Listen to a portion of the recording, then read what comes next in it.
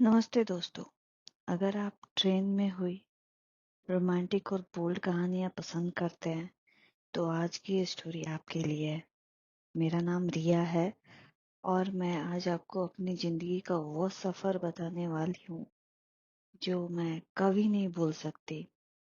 अगर आप अंत तक सुनो तो लाइक ज़रूर कर देना और हाँ, कमेंट में अपना नाम लिख के बताना कि आप कहाँ से बिलोंग करते हो। चलिए शुरू करते हैं।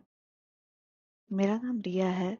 उम्र 26 साल। मैं एक प्राइवेट कंपनी में काम करती हूँ।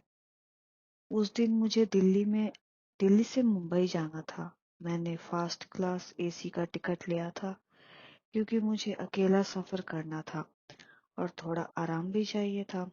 ट्रेन में चढ़ते ही मेरा कूप खाली था। मैंने खिड़की वाले सीट ली, लैपटॉप निकाला और काम में लग गई। थोड़ी देर बाद टीटी आया और बोला, मैडम, आपके साथ एक और पैसेंजर आएंगे। कुछ देर बाद दरवाजा खुला। अंदर एक लड़का आया, लगभग 28 से 29 साल का, लंबा, गठीला बदन, सफेद शर्ट में और आंखों में एक अजीब सी गहरी चमक। उसने मुझसे नजरें मिलाई और हल्के से मुस्कुरा दिया। उसने कहा, हेलो, मैं आरव, दिल्ली से मुंबई जा रहा हूँ। आप? मैंने थोड़ा संकोच करते हुए कहा, रिया। वो सामने वाली सीट पर बैठ गया। थोड़ी देर चुपी रही, फिर उसने बात शुरू की। काम, शहर, ट्रैवलिंग। धीरे धीरे बातें बढ़ती गई। मुझे लगने लगा कि वो बहुत समझदार और आकर्षक है। शाम होते होते हम दोनों कॉफी करीब आ चुके थे। उसने डिनर ऑर्डर किया और बोला, साथ में खाते हैं, अकेले खाने में मजा नहीं आता। खाने के दौरान उसकी निगाहें बार बार मुझ पर ठहर जाती।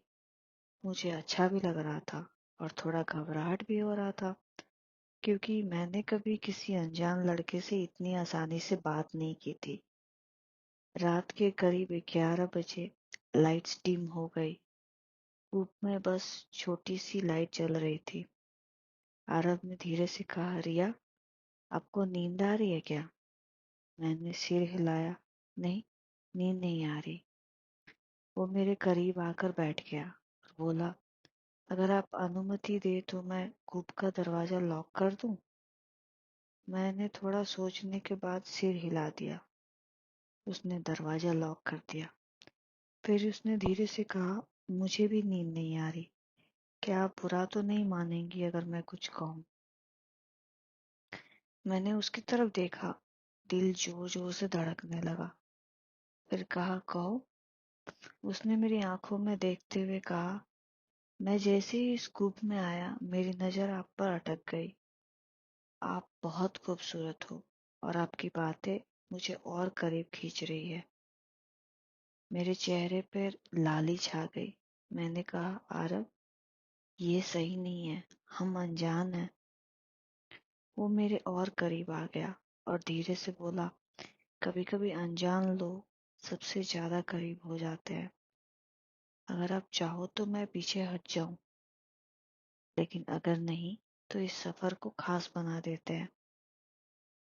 कूप में सन्नाटा था, सिर्फ ट्रेन की आवाज आ रही थी। मेरा दिल और दिमाग दोनों उलझ गए। आखिरकार मैंने धीरे से सिर हिला दिया। आरव ने मेरा हाथ पकड़ा, फिर मेरी कमर।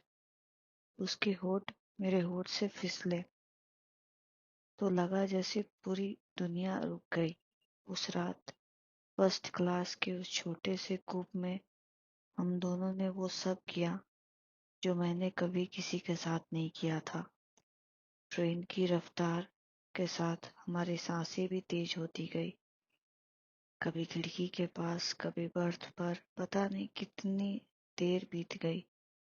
सुबह जब आँख खुली तो आरव मेरे बगल में सोया हुआ था। उसके बाल मेरे कंधे पर बिखरे थे। मैंने उसे देखा और मन ही मन मुस्कुरा दिया। मुंबई स्टेशन आने से पहले उसने मेरा नंबर ले लिया और बोला, रिया, ये सफर यहीं खत्म नहीं होना चाहिए।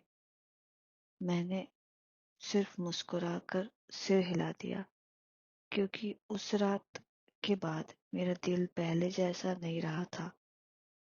दोस्तों, ये मेरा वो ट्रेन सफर है जो सिर्फ सफर नहीं, एक याद बन गया।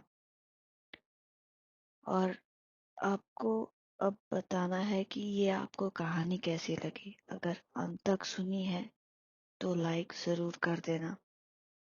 कमेंट में अपना नाम और शहर लिखना। मैं सबके कमेंट्स पढ़ती हूँ। अगर ऐसी और रोमांटिक और बोल्ड कहानियाँ चाहिए तो सब्सक्राइब कर लेना। और हाँ, बेल आइकन दबा दो, क्योंकि ना जाने आप कौन सी मेरी निजी जिंदगी की कहानियां मिस कर जाए और आप अपना कमेंट, प्यारा सा कमेंट देकर मुझे खुश कर जाए। क्योंकि मैंने जैसे कहा, मैं हर एक कमेंट का रिप्लाई जरूर देती हूँ। अगली कहानी में फिर मुलाकात होगी। तब तक आप ये कहानी को अपने दोस्तों में जरूर शेयर करें। और हाँ, इतना प्यार भरा कमेंट करें कि मुझे दूसरी वीडियो डालने में टाइम भी ना लगे और मैं आप लोगों के प्यार से बहुत ज़्यादा प्रेरित होकर अपना नेक्स्ट वीडियो जल्दी से अपलोड करो।